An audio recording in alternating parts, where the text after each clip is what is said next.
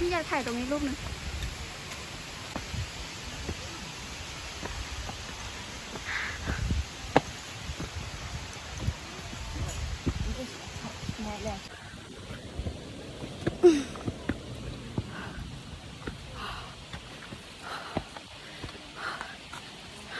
ชั้น 5แล้ว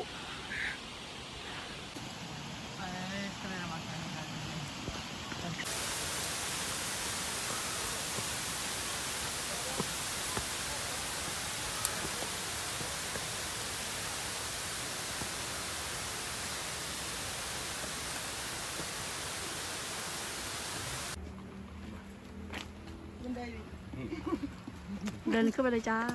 โอ้เป็นบันไดก็ท้อไหวไหม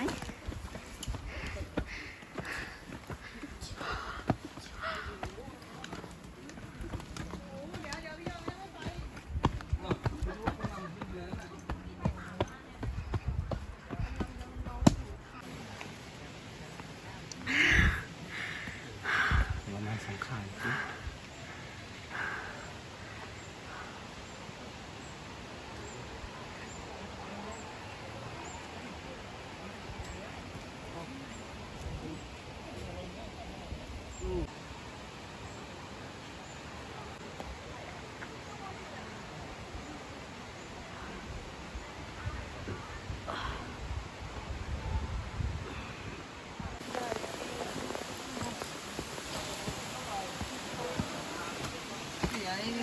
Ir a las 5 a las 7 después de las เฮ้ยเฮ้ย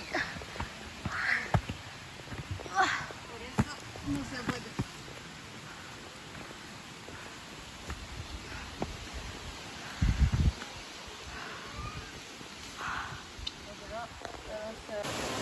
อุ้ยน้ำใสนะมีปลาตัวใหญ่มากน้ำใสมาก โอ้น้ำลึก2 เมตร 50อ่ะ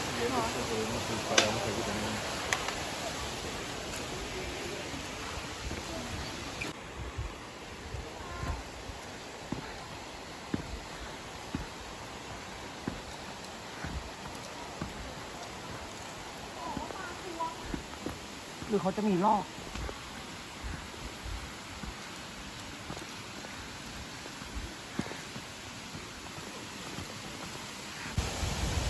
สวย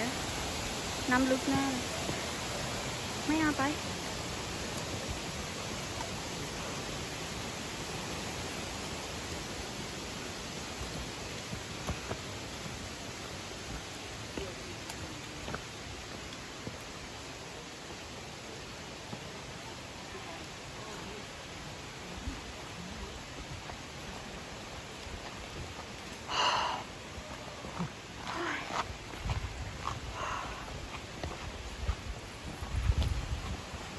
โอ้โหนี่ต้นเถาวัลย์เหรอ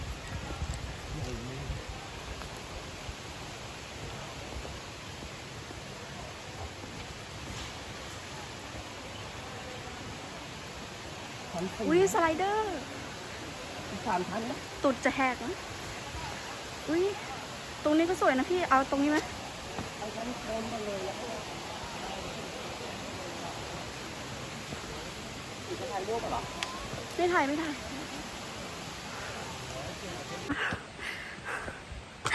เหงื่อแตก น้องไม่นอนนะครับเมื่อคืนเที่ยวขับกันตี 5พอมาถึงก็โดน ขับตอนชั้นไหนวะ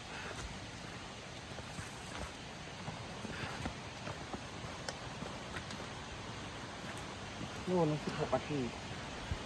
ไม่เอาจริงก็เวลาไม่ต่างนะไม่ต่างกับเดินพื้นราบนะก็16 นาทีอ่ะพื้นราบเดินประมาณ12 นาทีแต่16 นาทีนี่เอาเรื่องอ่ะไม่จะมีเดินคนไม่ใช่ปลานี่ใช่ไหมไม่ใช่ปลาดูดใช่ไหมไม่ใช่เหมือนปลาดูดอ่ะปลาดูดไม่ปลาไม่ใช่ปลา น้ำใสมากก็ลงไปเล่นอ่ะพี่อยากถ่ายตรงนี้รูปหนึ่งนั่งห้อยขาน้ำใสมากแต่ลงไปเล่นก็ขุ่นอะ มันไม่มีทรายมีแต่อะไรนะขี้โคลน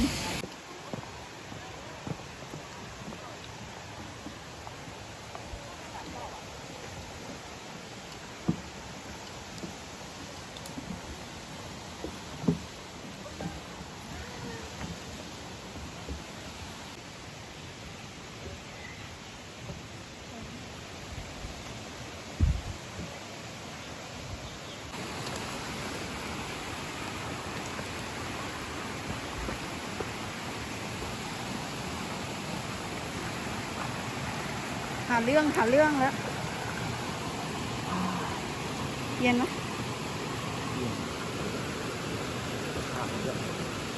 ขาวใสมาก น้ นะครับ ำน้ำเนาะ น้ำขาวใสมาก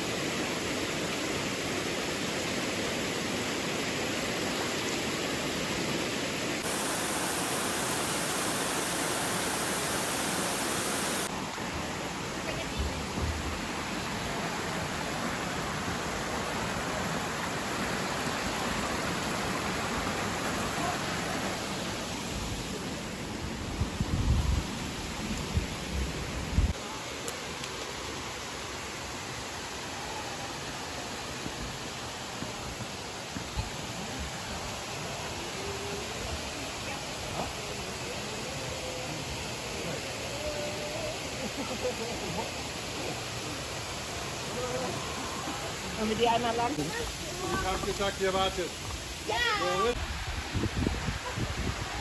ช่วงเทศกาลมันยิ่งระบาดอยู่นะเวลาโดนน้ำอ่ะ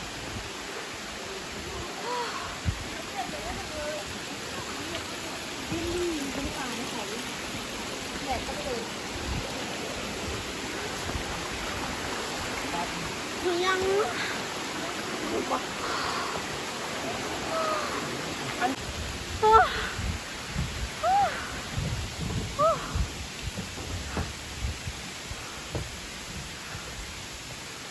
เหม็นบุหรี่ว่ะ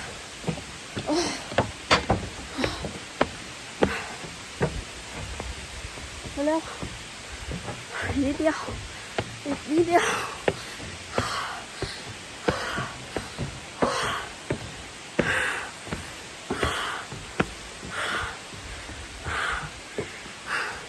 ขาอ่อนแรงแล้วว่ะ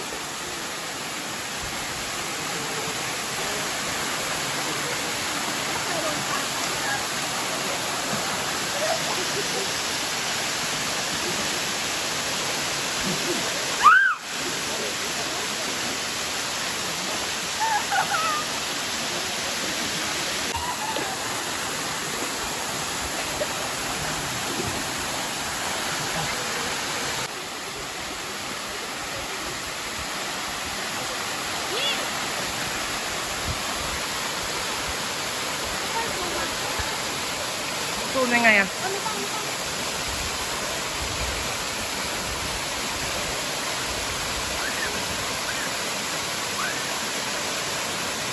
โอ้ปลากัดขาเยอะแยะเลย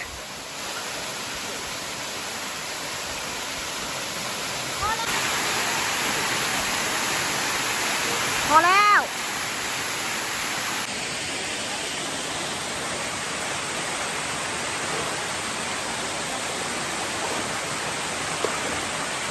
พัดเขาเรียก